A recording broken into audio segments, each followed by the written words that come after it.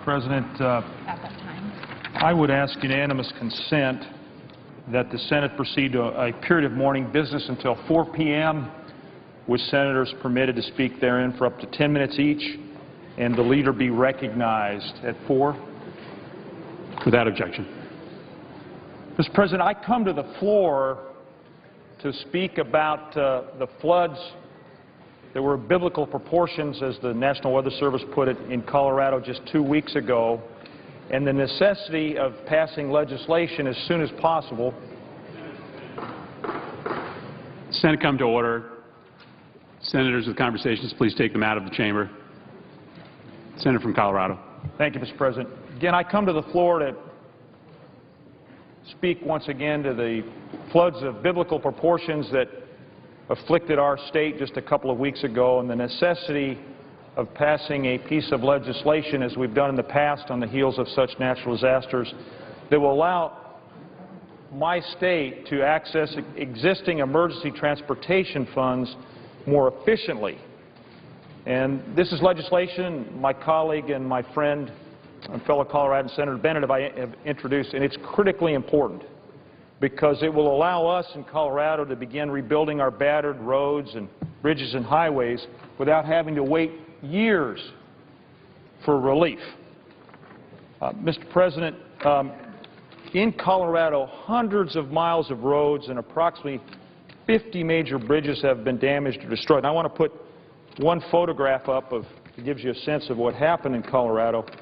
And I know Senator Bennett's here. I think he and I would agree this is moderate damage represented in this photograph. There are many, many other scenes in our state where the roads are completely gone. You don't even know there was a road in the canyon like this one here. But this gives you a sense of what we have to do to repair all of this infrastructure.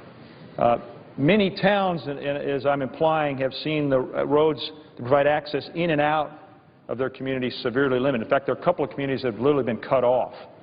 But the good news is that there are emergency relief dollars for transportation projects that have already been appropriated, and they're available right now. Well, why do I come to the floor then if that's the situation? Well, there's an arbitrary statutory cap of $100 million per disaster that applies to these funds. And this could limit the flood relief that we receive and then unnecessarily delay repairs, not just this year or next year, but for decades. But historically, and this is the good news, this is the opportunity we all have as members of the United States of America and the United States Senate, is to lift this cap. And it's routinely been recognized by Congresses as an unwise impediment to helping states recover, particularly when they're hit by the size of the disaster that we've been hit by. And we've made exceptions to this cap for nearly every natural disaster in recent years. We waived it for Hurricanes Gustav, Ike, Irene, and Sandy, as well as the Missouri Basin flooding in 2011. So in other words, Mr. President, when states are devastated, as we have been by natural disasters, we as a Congress have said that putting arbitrary impediments in the way of relief efforts just doesn't make sense, especially, and this is really important to understand, when no new funds need to be appropriated. So the good news is, as I've alluded to, that we're not asking Congress to appropriate any new money for transportation projects, nor does our bill increase budget authority or increase spending by the federal government. We're simply making sure that Colorado has fair access to the program that was created for the very purpose of helping states like Colorado rebuild after natural disasters. And in fact, if we don't raise the cap, then we may be in a situation, not just Senator Bennett and myself, but the Congress may be in a position where we have to pursue something more serious that does require money, and in other words, additional appropriations. So this is critically important, and we've got to, we need to, we must provide Colorado with certainty and relief as soon as possible. And Mr. President, if you would indulge me just for a few more minutes, I want to, again, underline what happened in Colorado and what we're facing. Beginning on September 11th, historic rains poured down. We'd had a heat wave, Mr. President. We'd been in the 90s and a very warm spell of weather. And literally overnight, beginning on September 11th, historic rains poured down on our state without cessation. And rivers overtopped their banks from Rocky Mountain National Park, which is our crown jewel in the national park system in Colorado, all the way out into the eastern plains. And it washed away highways, it drowned family homes, and it transformed entire farms into lakes. Creeks like South Boulder Creek, which runs right behind my home, swelled. My neighbors were evacuated. I couldn't get home for 24 hours. Culverts like those near Commerce City quickly filled with rushing water. And rivers like the Big Thompson near Estes Park turned into walls of water that devastated entire communities. Let me give you another set of metrics. The affected area covers nearly 200 square miles and over 80% of our state's population. We count, Senator Bennett and I would agree, 5 million Coloradans that we represent. So 80% of our state's population has been affected. For a sense of scope, I didn't know that Senator would be in the chair, but the floodwaters covered an area the size of Connecticut. 9 counties are considered major disasters. At least 9 Coloradans have died. Thank God it wasn't more. We've had a lot of missing people. What we think we've identified where all of those people are. We lost 9 Coloradans, and nearly 20,000 homes are damaged or destroyed. Nearly 2,500 people were evacuated by the Colorado National Guard, the most since Hurricane Katrina. Some bit of good news, the muddy waters have begun to recede, but that's given us a better look at the vast extent of the damage. 200 miles of state highways and 50 bridges are damaged or destroyed, and preliminary estimates are that the infrastructure repairs could cost up to $475 million. I come with a heavy heart when I think about all that, and then I have to also confess that this is a national disaster that's beyond our capacity, Colorado and Coloradans' ability to address alone. We need help. We need support from our federal partners. I've always supported disaster aid, whether I was serving in the House like the presiding officer has, and when I've been in the Senate for Hurricane Sandy and Katrina, and all of the national disasters that have hit our country since I began serving in the House in 1999. And I just have to say that Coloradans, we now need our federal partners to come together as one to support our rebuilding and recovery efforts. Mr. President, I begin to close. I just want to also say, though, in the face of this historic disaster, I've been so heartened to see our federal partners in the administration, led by FEMA, team up with our state leaders who have been tireless, the mayors and the council members and the county commissioners, our governor, local communities, nonprofit organizations, and the countless friends and neighbors who've begun the hard work of recovery. And our strong sense of community will allow us to recover and rebuild stronger and more resolute than before. But we want to get going. We want to access these dollars right now. And those dollars are sitting in this account, waiting to help states like Colorado rebuild and repair in the wake of a disaster.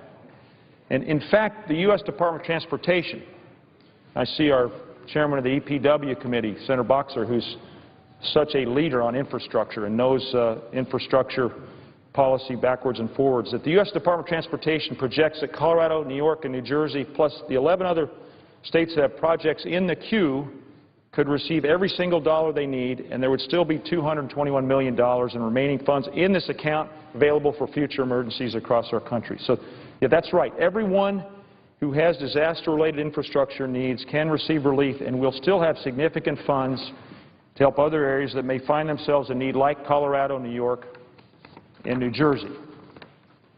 So, Mr. President, I just want my colleagues to know that we have real opportunity here. Coloradans need these dollars. These are legitimate uses of these dollars, and Senator Bennett and I are going to be working every minute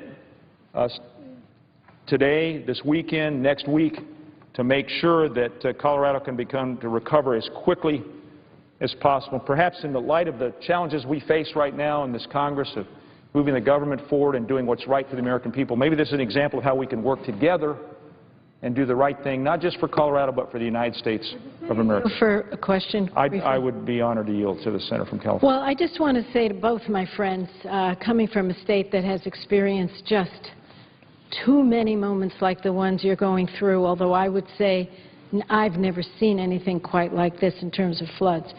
but we have the most devastating fires and droughts and floods and mudslides and earthquakes and the rest. And I just want to be supportive of what you're doing. We need to all come together and help each other here. And so I'll do whatever I can to make sure that happens. I also wanted to ask unanimous consent that when my friend Senator Bennett completes his time, that I get the floor at that time. Without objection. And then so my question to my friend is, isn't it critical that we avert a government shutdown? Because if we go into a shutdown phase, people who want to apply for help, businesses, all the rest, are going to be experiencing far more pain.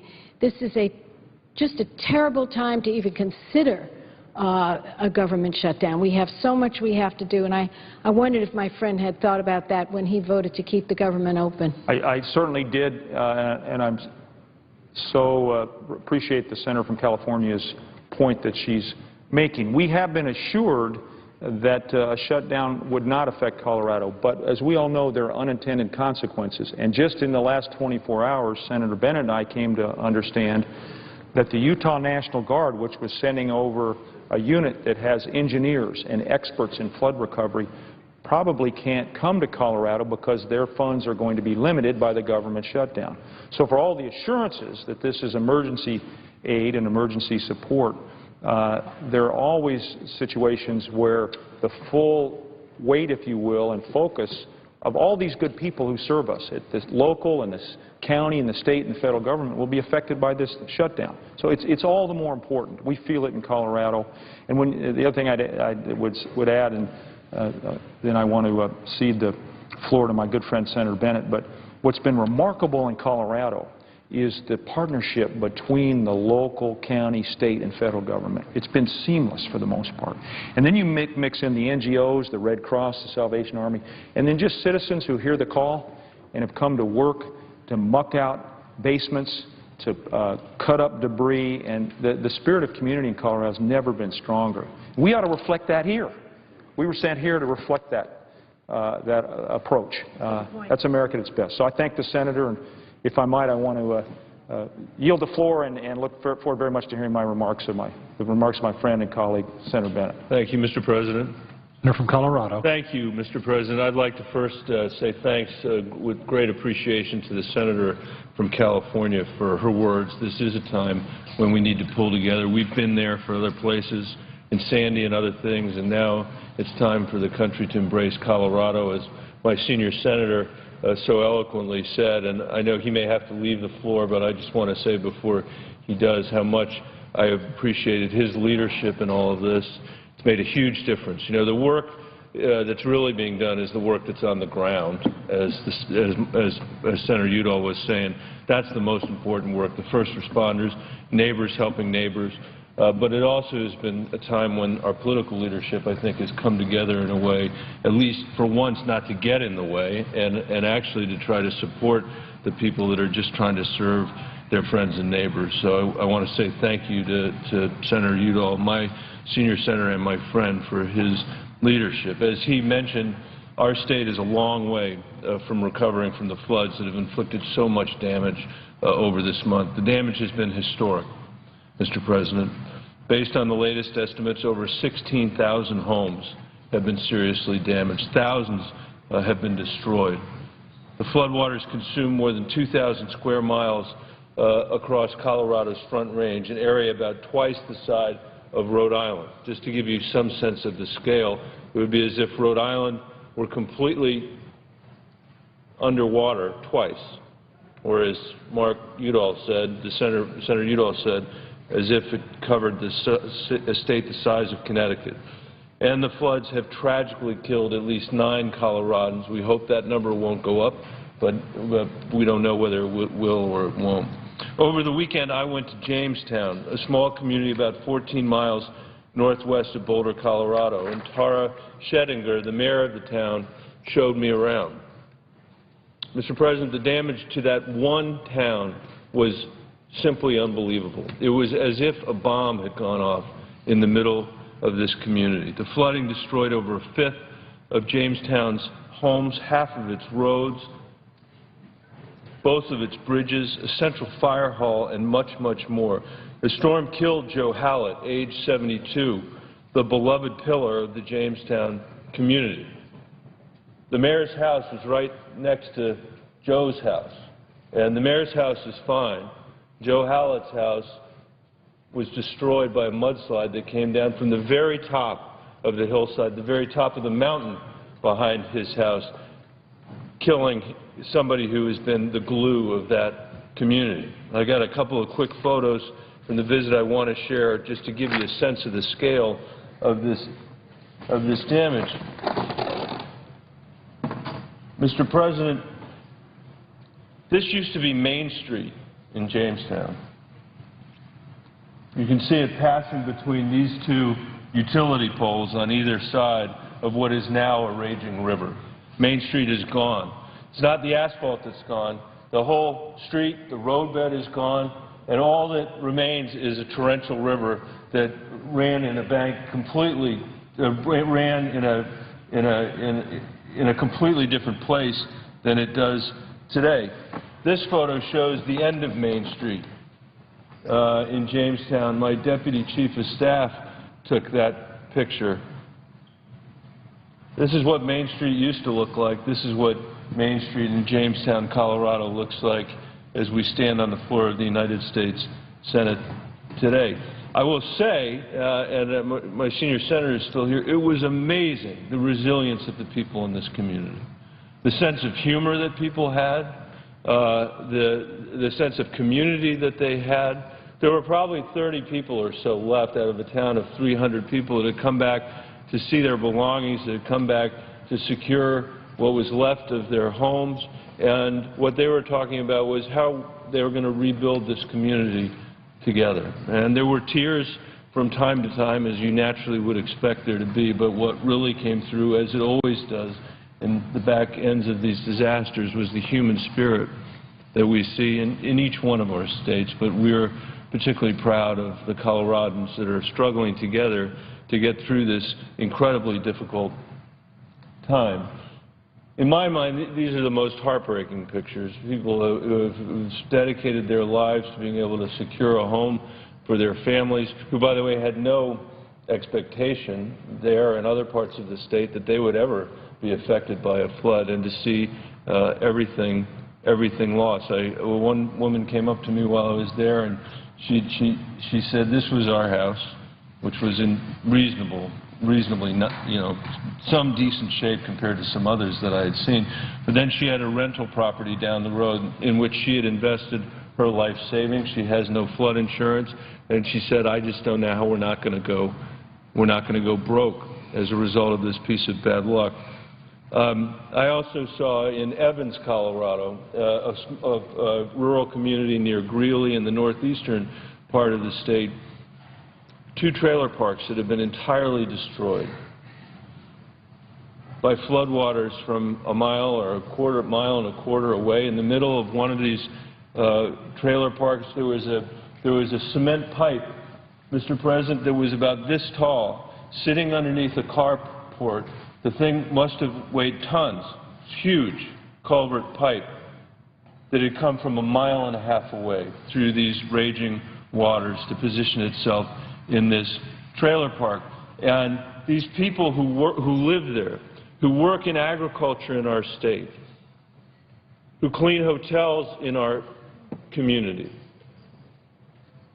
who are working on our oil fields in northeastern Colorado, and I know that because there were a bunch of people when I went to the trailer park who, again, were assessing their damage. They have lost everything. And because they couldn't qualify for financing for those trailer homes, they bought them with cash. One person there said, Senator, it's awfully lucky this happened during the day and not at night, because our kids were at school during the day. And if they had been there at night, he didn't know how many of them would have been killed by these floodwaters. But in addition to the human dimension of all of this, which is the most important dimension, the flooding also inflicted enormously costly damage to Colorado's infrastructure. Over 200 miles of roads in Colorado have been affected by this flooding. The mountainous terrain in the state is going to make repair work exponentially more expensive and exponentially more difficult, and I salute our governor and everybody who's working to make sure that at least temporary roads are built to these communities in the next 90 days, which would otherwise be completely cut off. I have here a letter, Mr. President, from the Colorado Department of Transportation that estimates that the total damage just to Colorado's federally maintained roads and highways, these are not our local roads, these are our federally maintained roads and highways, will exceed $400 million, and I'd ask it to be entered into the record. Without objection. Thank you, Mr. President. Earlier this year, Congress passed funding for Federal Highway Administration emergency relief. States like Colorado that have been hit with a significant natural disaster are eligible for funding. Our state will be in desperate need of these funds, just as New Jersey was in desperate need and New York was in desperate need. The scale of the damage far exceeds what our state and local governments can cover. But as my senior senator said, there's a catch. There's a cap in the current law of $100 million per incident per state on the federal highway assistance.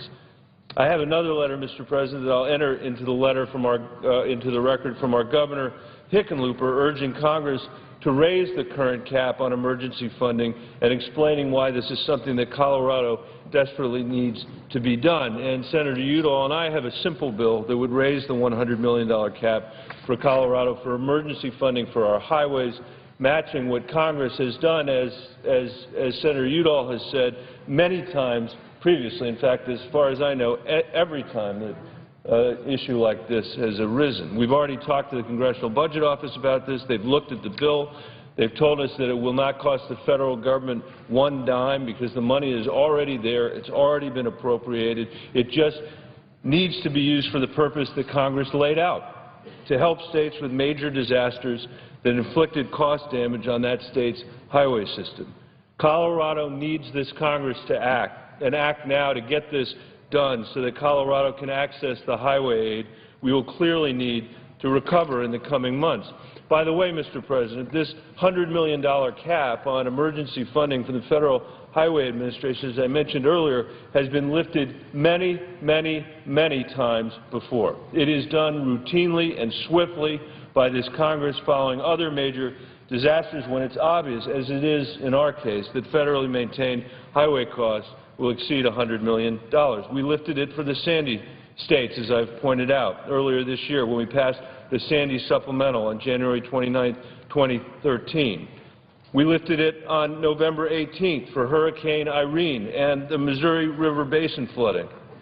We lifted it on September 30th, 2008 for Hurricanes Gustav and Ike. We lifted it on May 25th, 2007 for storms in the state of California. We lifted it on December 20th, 2005 for Hurricanes Dennis, Katrina, Rita, and Wilma. All told, Congress has waived this $100 million cap 14 times in the past 25 years. It is routine, it is normal when there's a major disaster that causes major highway damage in excess of $100 million. And Senator Udall and I have been working with our colleagues in the Senate. Nearly all of them have indicated a readiness to work with us to pass this bill, and I am very grateful for that. I also want to thank my colleagues for working with us to get this done quickly for Colorado in recognition of how badly we need this cap lifted and this federal funding made available. And I'd urge my colleagues to pull together and work with us to quickly clear this bill in the coming days so that we can get Coloradans the help they need. If you'll indulge me just a few more minutes, and the Senator from California would as well, I want to just take a quick moment to show you why this is so important. Picture tells you 1,000 words.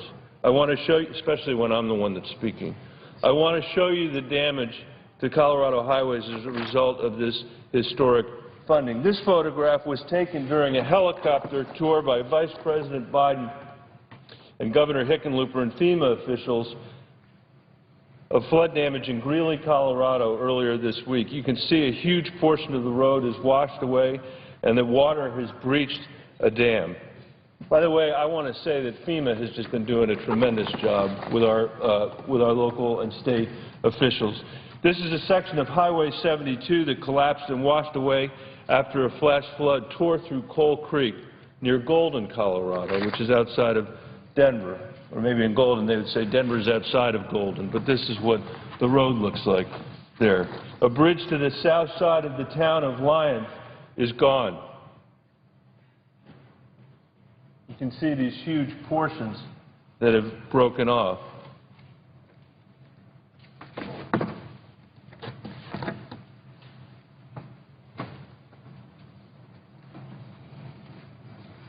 Maybe that's the bridge that's missing, Mr. President, right there. And this is another shot. Sorry, that's the bridge. And then here's another shot of large portions of US 34 washed away.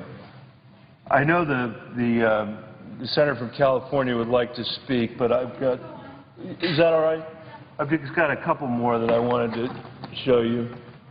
Here's a very clear example of the way these mountain roads work. And in this case, you know, I mean, when the prospectors first came to Colorado, and what they would do is they would pan for gold at the bottom of the rivers and near the plains, and they'd see whether there was gold leaf there, and that would lead them to walk up these valleys, very steep valleys, and to see where the gold was coming from. And they founded towns in these places. And you know, that's the way the river came, and then the road followed the river, and that allowed them to get to their town. Well, you can see, in this case, this road has been completely washed out by the river.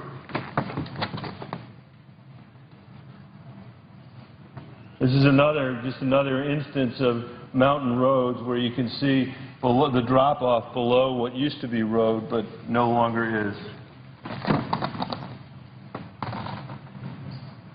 Here's a roadway that is completely submerged in our state when this photo was taken, and with extensive damage.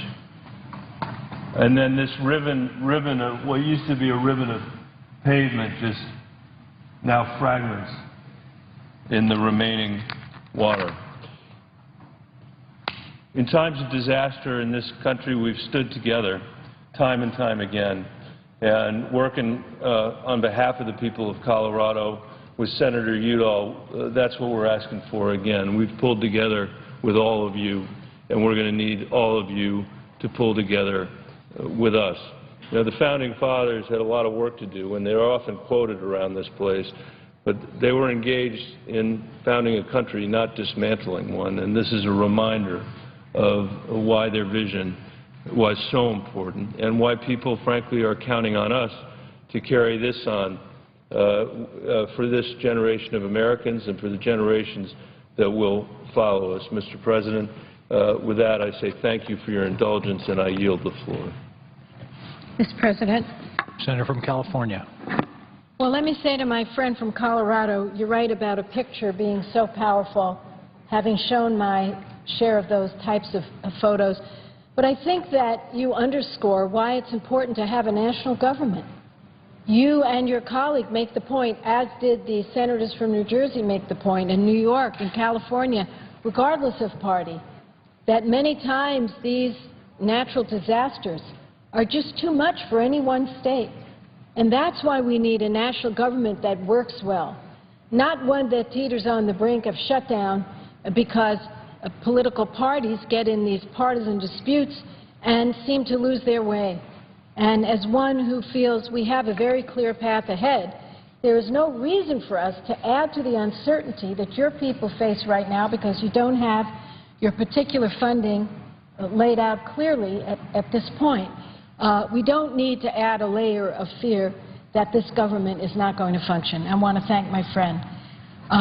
But I will say, Mr. President, that we did vote 54-44 here in the Senate to keep the government open and to make sure that we don't get involved in clashes about other matters, and added to the resolution that keeps this government going. Listen, there's no shortage of arguments we could have. even within our own parties, there are different views on many issues. How best to bring this economy back, how best to reform education, how best to have a very strong, lean military. We have arguments about all of these things. How to deliver health care. All these things are worthy of debate, but they should remain separate and apart from our basic functions, one of which is to keep the government running, doing the things government does, and the second is to pay our bills, which requires us to make sure that the debt limit is raised. And when you see games being played on these areas, you know that we are in deep trouble.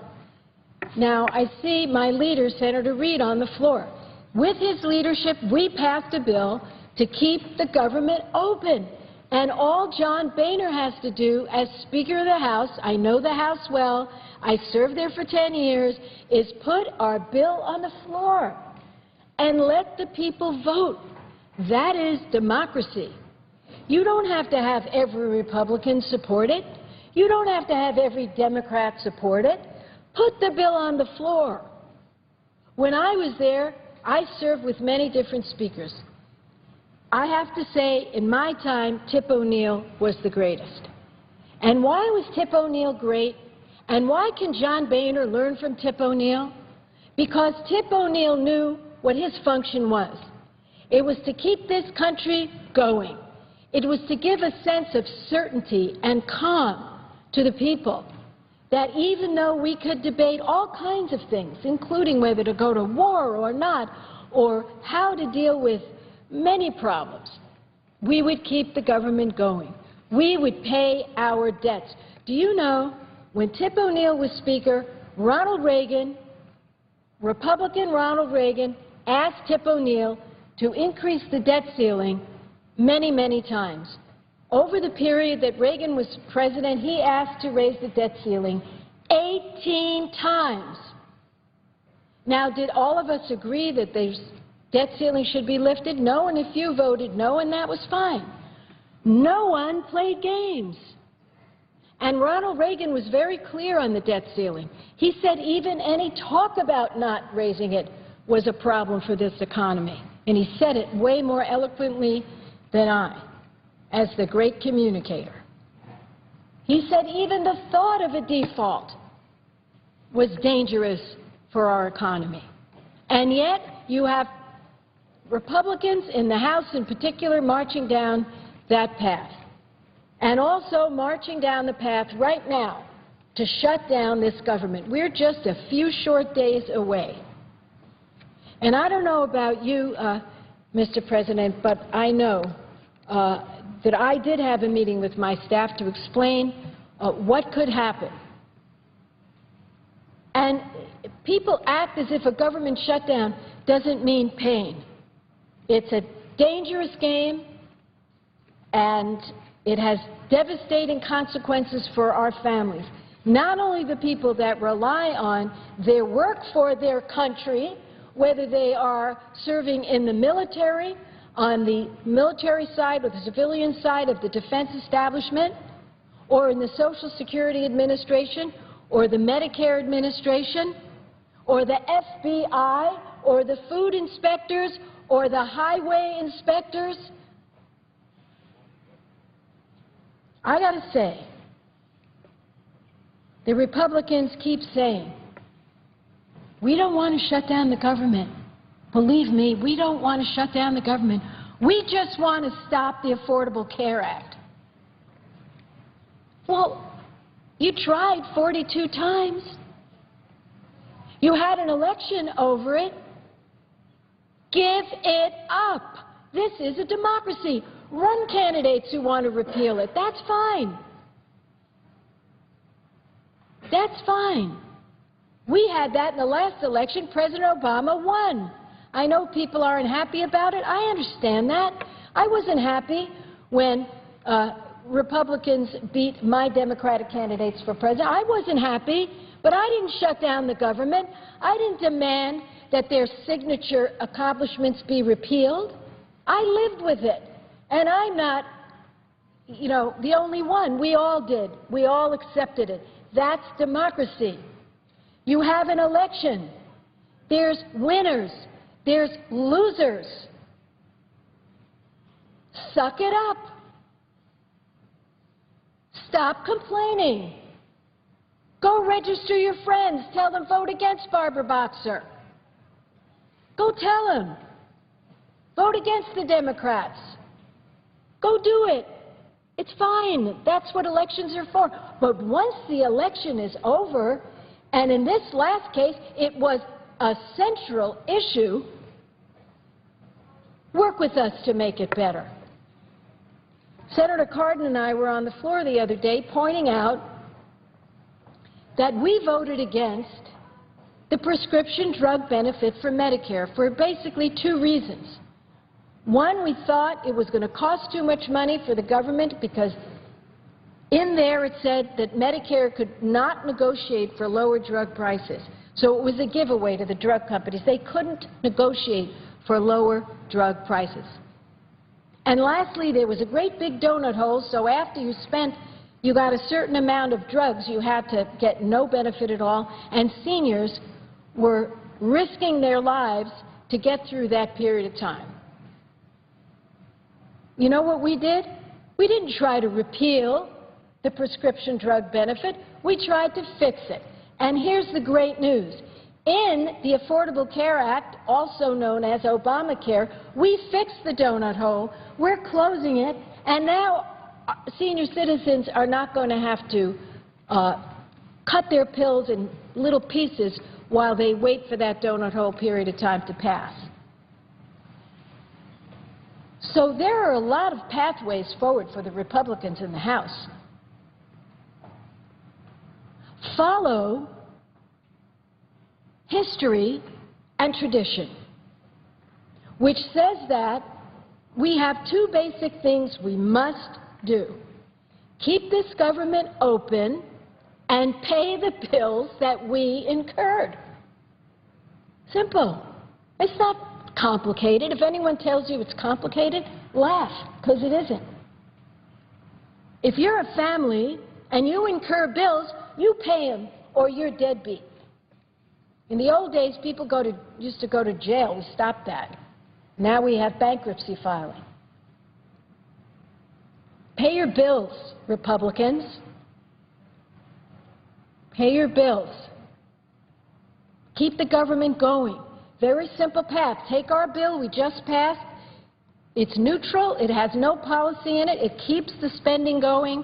We haven't added any of our wonderful things we would like to see and do.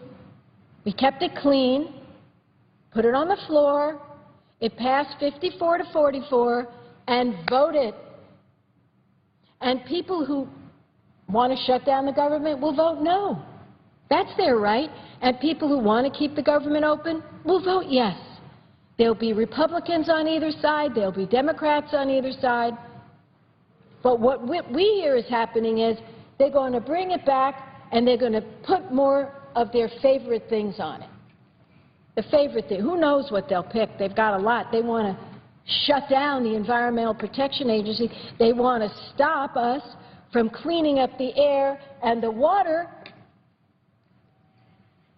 They want to stop us from addressing the issue of coal ash piling up all over the country. That's what they want to do from what I read in the paper. And then they want to delay this health care bill, just as it's about ready to kick in. Well, we've been down this road before. We know what happens when the government shuts down. And I asked my staff to go back and go to the press and look at the stories, because I am not speaking make-believe. I'm speaking history. When Newt Gingrich and the Republicans shut down the government in the 90s, we all know what happened. It hurt our country. It hurt our economy. It hurt our seniors, our veterans, our businesses. It hurt anyone that even had 100 shares of stock in the stock market. It hurt the American people. Mark Zandi, an economist who advised Republican members of the Senate, predicts that a shutdown lasting just a few days would reduce our gross domestic product by 0.2 of a point. Now, how does that help us when our economic growth is curtailed by a shutdown? How does it help our economy when more than 169,000 federal employees in my state and many more nationwide are furloughed without pay? Will be more than 1 million federal employees and 169,000 in California. These are real people with real families, with real bills to pay, who get up and go to work for their nation. How does that help our economy? We know the last shutdown cost the federal government $1.4 billion. If you factor in inflation, that's $2 billion, and that was for 2 weeks. Am I right? A 2-week shutdown cost $2 billion. Great. Just what we need. Throw money out the window because we can afford it, right? No. Agencies are making their shutdown plans, Mr. President. Federal employees are preparing to be furloughed. And you know what happens when you get scared that you won't get a paycheck? You pull in. You don't go out to the movies. You don't go out for dinner. You are worried. And that has a trickle-down effect on small businesses. How does it help our seniors, Mr. President, when the Social Security Administration, on a shutdown, cannot process benefits for retirees? What happens if someone is widowed and she needs the help from her Social Security to get those burial benefits she is entitled to? Is that making the Republicans excited over there to hurt our seniors with Medicare, with Social Security? Medicare can't take any new patients because they won't be able to. In the last shutdown, 10,000 people a day were turned away. People who were waiting to turn 65 so they could get their Medicare card, call up Medicare. No one is there. Sorry. Oh, that's a lovely thing to do to your mothers and dads, I say to my colleagues over there. Lovely. How does it help our veterans and their families when a new disability claim or a GI Bill claim cannot be processed? I can tell you it hurts them. There's already a huge backlog. This is just what we don't need. A shutdown where the backlog of claims gets worse and worse. And we all say we love our veterans, and I believe that when we say that. Don't shut down the government and hurt our veterans. How does it help our small businesses? Republicans say they care about small businesses more than Democrats. That's a lot of hokum. How does it help our small businesses when they can't bid on government contracts or get small business loans through the SBA? I tell you, it hurts them.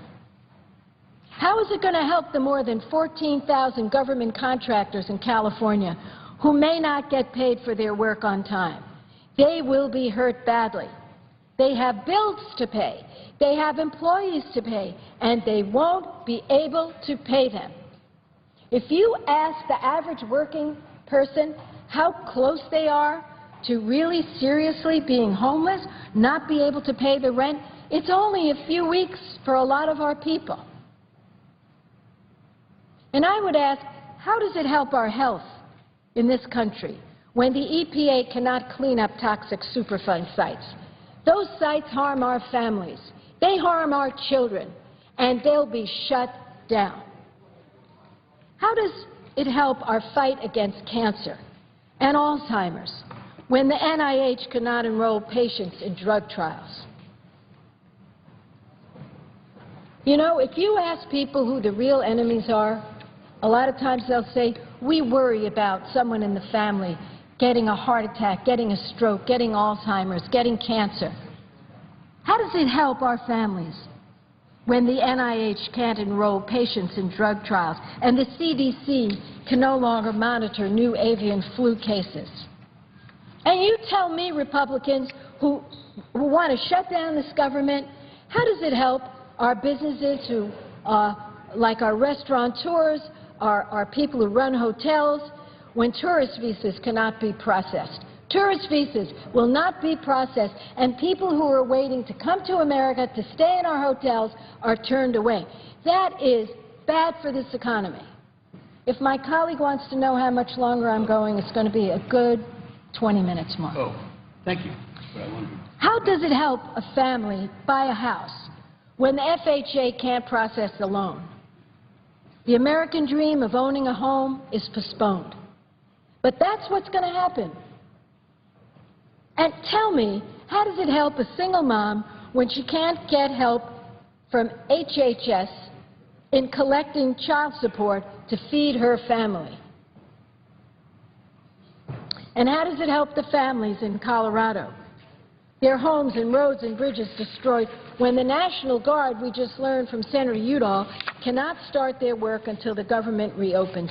It is downright dangerous. How does it help our school kids? How does it help our school kids who come to Washington to learn about our great nation? They go to the mall and they can't get in any museum. And you want to hear the ultimate outrage? The ultimate outrage? These Senate and House members who want to shut down the government will get paid during a government shutdown that they caused. Let me say that again. These Senate and House members who want to shut down the government, they personally will still get paid. Their families will have the paycheck during a government shutdown. In March of 2011, the Senate passed S-388, the Boxer-Casey bill, to prevent members of Congress from getting paid in the event of a government shutdown or a default. It's a very simple bill. Let me read it to you.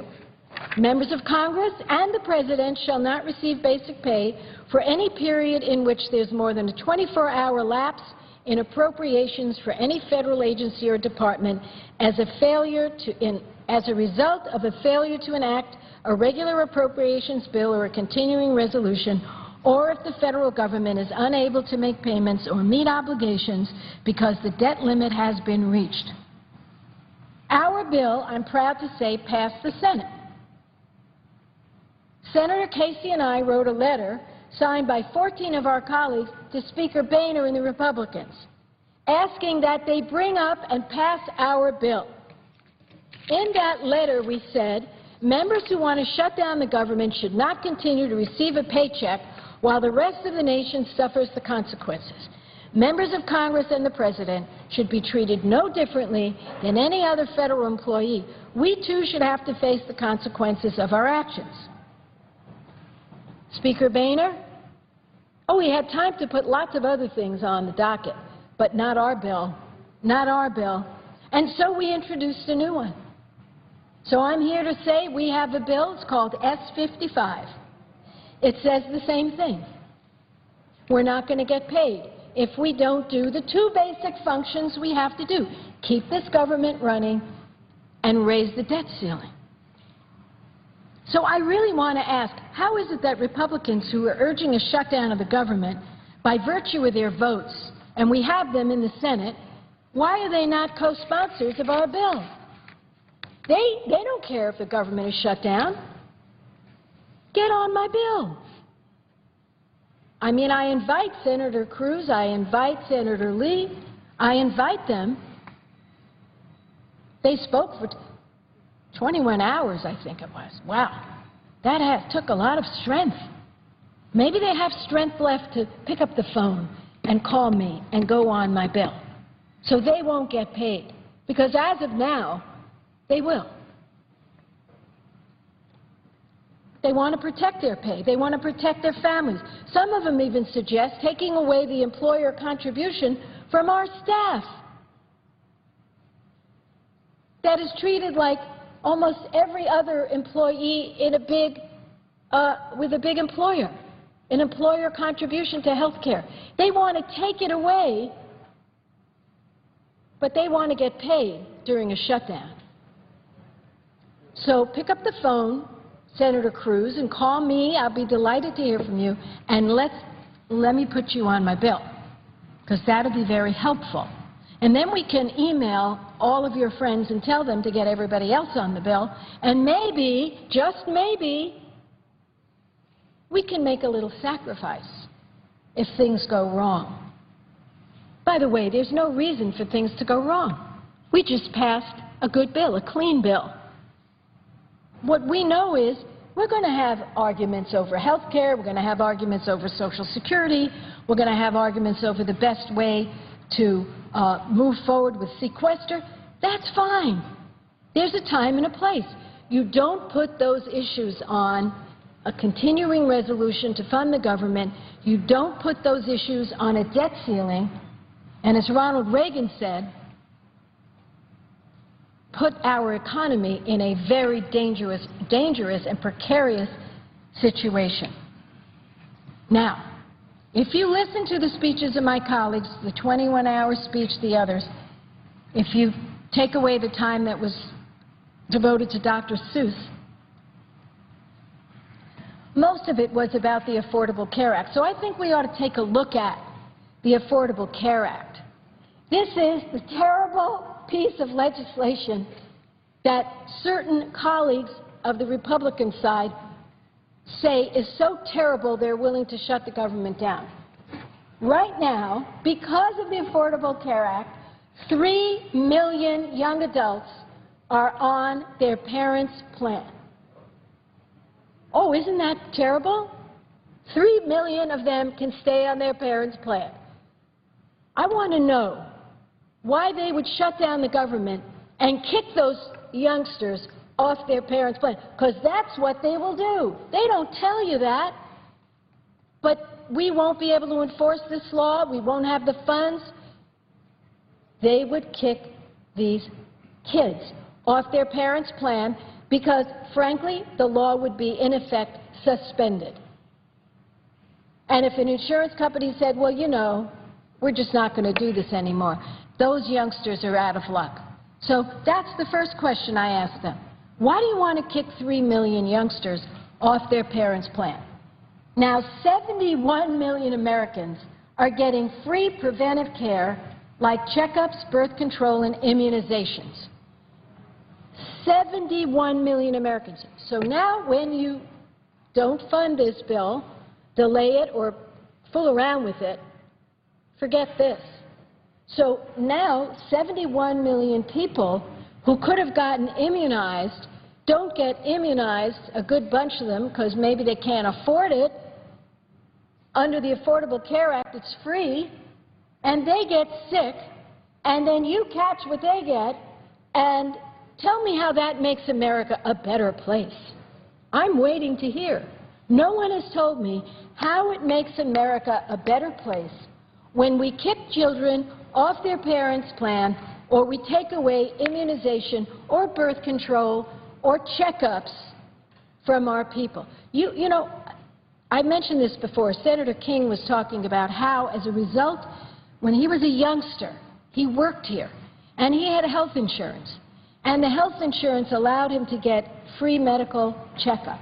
And he got a free checkup. And he found out that he had a melanoma, a mole that had gone cancerous. It was very serious. He was a youngster. This is a long time ago for him.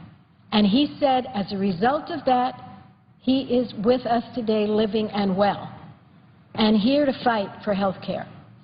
That's a story we should think about, because he went to the doctor looked at him and found this mole. He got that mole removed, and he is alive.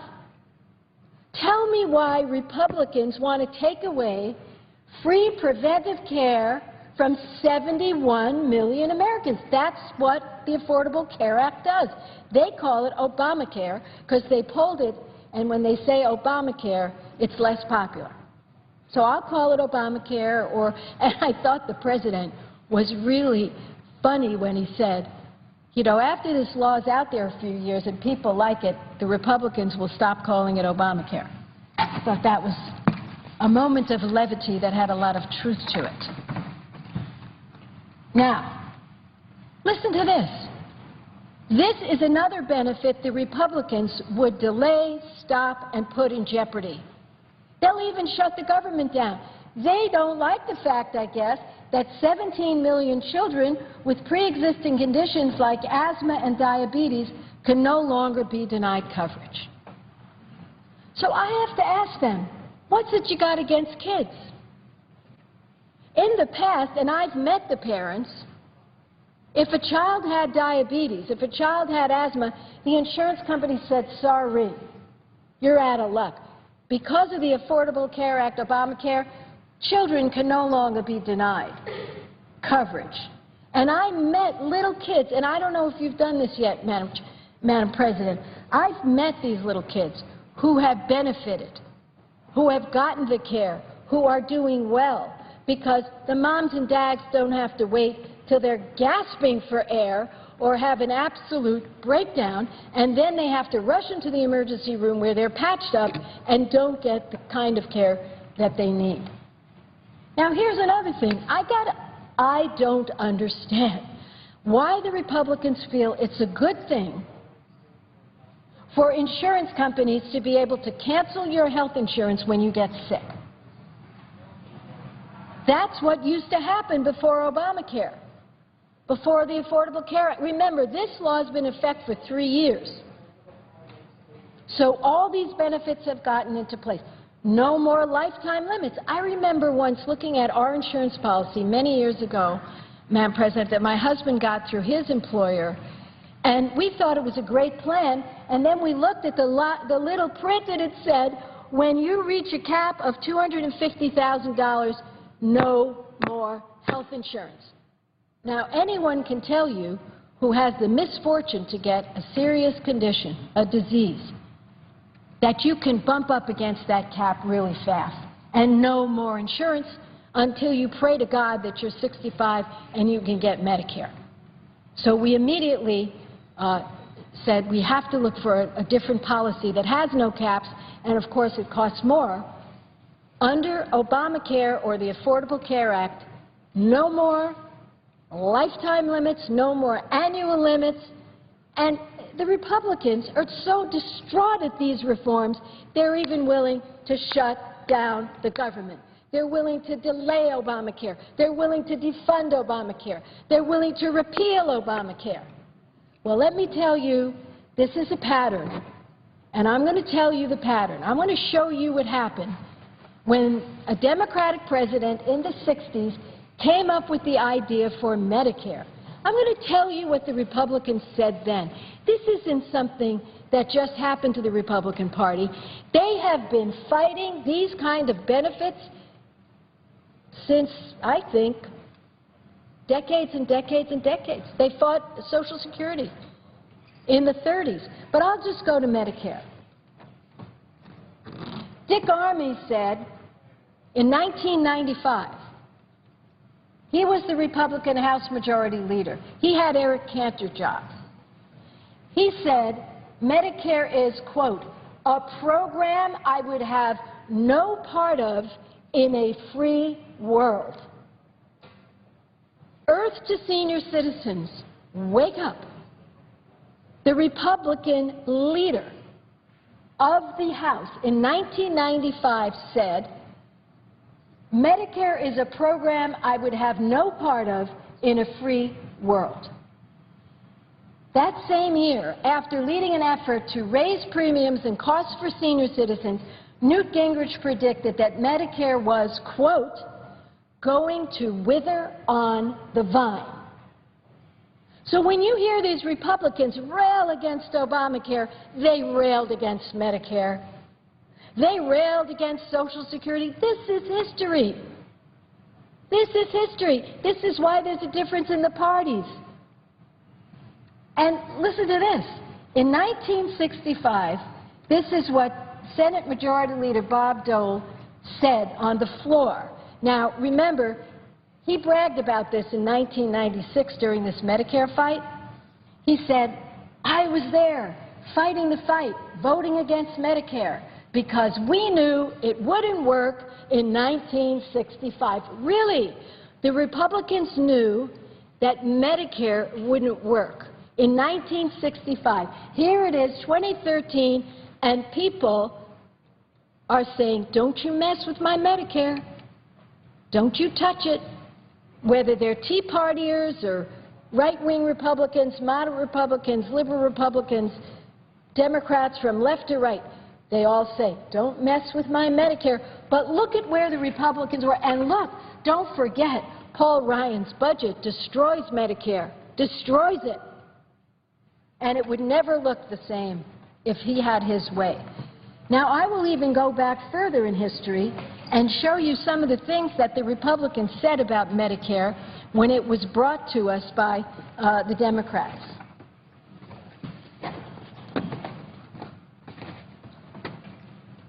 60% of Republicans in the Senate voted against it. And one representative, Durward Hall of Missouri, said, "We cannot stand idly by now as the nation is urged to embark on an ill-conceived adventure in government medicine." That's what he called Medicare, an ill-conceived adventure in government medicine, the end of which no one can see and from which the patient is certain to be the ultimate sufferer. This man had it wrong. People love their Medicare. Republicans, people tell me they're down on their hands and knees praying to get the Medicare card, hoping they can hold out. Republicans have had it wrong. Why should we trust them and believe them when they say the Affordable Care Act is no good, when we already see how many people it's helping? Then there was Senator Simpson, Millward Simpson. He said, and this was way back when, in the 60s, "I am disturbed about the effect this legislation would have on our economy and upon our private insurance system." Well, he didn't have to be concerned. Medicare has worked beautifully. In the Affordable Care Act, we make it better. We fix the prescription drug benefit. We make sure that our people on Medicare can have free checkups and immunizations. We've strengthened it. So let's look at Medicare's success. Before Medicare became the law, a majority of seniors had no health insurance. Today, nearly all seniors, 50 million, are receiving guaranteed health care through Medicare. And 80% of those on Medicare feel the program is working. And if you look over history, over the years, Medicare has been more successful than private insurers at holding down health care costs. So let me sum up. What we saw here today is some good news. Working with our Republicans, we managed to be able to bring up a bill and modify it and make it clean, strip it of any kind of debate, and fund the government just till the middle of November. That will give Senator Murray time to sit down with her counterparts and try to get a really long-term solution. You know, you want a long-term solution to our deficit and debt. You have to have a budget, and yet Republicans over here have stopped us from going to conference. So once this is done, we can have a conference move forward, a debate go forward. Let's keep these arguments where they belong, which is separate and apart from keeping the government going. Let's keep these separate and apart from paying the bills we've already incurred. And I also want to say this. If you listen to the Republicans, you think that this deficit has gone up under President Obama. President Obama inherited a $1.2 trillion deficit. It is now down, it's been cut in half. It's been cut in half. But you listen to them, you think that, oh my God, everything is awful. I just took a look at the charts. I took a look at deficits under Republican and Democratic presidents. Oh my God, I'm so proud to be a Democrat. Under Democratic presidents, we've had surpluses. Under Bill Clinton, we had surpluses. As soon as the Republicans took over, President George W. Bush, he said, I'm going to have a party. I'm going to put 2 wars on the credit card. I'm going to give the biggest tax cuts to billionaires and millionaires. And you know what happened? We had a crisis. A crisis. not only the worst recession since the Great Depression, but the deficit skyrocketed. You know, all those supply-side economists were proven wrong. Oh, give tax cuts to the mightiest among us, and all the deficit will go down. That's voodoo economics, as was once called by a really good Republican president. That's voodoo economics. So you're going to hear all kinds of things today in these speeches. But history is history. Bill Clinton had the surplus. George Bush turned it into the worst deficits in history. Barack Obama cut that in half. He rescued us with the Democrats and some brave Republicans who voted for economic stimulus. Thank the Lord. And we're getting out of this mess. But now we have Republicans in the far right of the House who are holding our country hostage because they don't like the Affordable Care Act, otherwise known as Obamacare. They voted 42 times to repeal it. They are ignoring the fact that we had an election about it, and they're ignoring the fact that they don't run the Senate or the White House. They run 1/3 of the government. Fine. God bless them. But they have to work with us, not against us. We need to work together. I served 10 proud years over there. I have never seen a situation where you're stopped from making any progress because 20 people belong to the Tea Party and are threatening the Speaker. The Speaker has to act like the Speaker of the House. He's not the Speaker of the Republicans, he's the Speaker of the House. Take our bill that just passed, put it on the floor, some will vote aye, some will vote nay, let's see what happens. But meanwhile, there's a lot of people who are very worried today. They're worried that this government is going to shut down. They're worried when they call for their Social Security check because they have a problem, no one will be there. They're worried they have a problem, they want to sign up for Medicare, no one will be there. They're concerned that the FBI agents are furloughed. They're concerned, you know, maybe this concern, which may not sound like a big deal, but they saved for 2 years to take their kids to the Capitol, and they want to take them to all the great museums and the national parks, and they are closed. And why is this happening? Self-inflicted wound. Self-inflicted wound. Do your job. And for God's sakes, don't get paid if you can't keep the government open. Sign on in this body to S-55 and say, I won't get paid if the government shuts down. And tell Speaker Boehner to do that. They did it over there for the budget. They said if we didn't pass a budget, we shouldn't get paid. Well, we did pass a budget. Now they won't let us go to conference and finish the work. What a mess we're in. Self-inflicted, because people are in denial around here that there was an election, it was about health care, it was about being moderate, it was about working together, it was about compromise, it wasn't about who was the presidential candidate who could lead us into the darkness and despair of complete warfare. So let's end that warfare. We showed we could do it today. I want to thank my Republican colleagues who voted to allow us to offer our amendment. I appreciate it so much. And I know they're getting yelled at, and they should be praised. But it shows right here in this Senate that we can come together. We may not like our options or our choices. Believe me, I don't like the amount of money we're spending to run the government. It's really hurting my people back home. But I'm not going to shut the government down about it. So, Madam President, you're such a great new addition to the United States Senate, and I'm disappointed that you're not able to unleash your legislative prowess and move us forward, but we'll get past this. We'll get past it if we can work together. Thank you very much, and I yield the floor. Madam President.